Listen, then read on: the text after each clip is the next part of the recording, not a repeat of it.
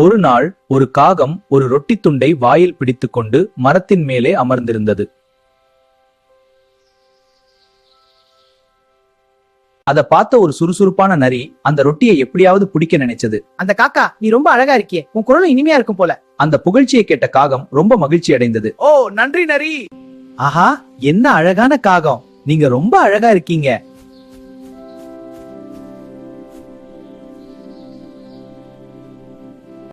உங்க குரல் கூட ரொம்ப இனிமையானதா. ஒரு பாடல் பாட முடியுமா? நிச்சயமாக, கேளுங்கள். புகழ்ச்சியில் மயங்கிய காகம் வாயை திறந்தது. அருமையான காகம்.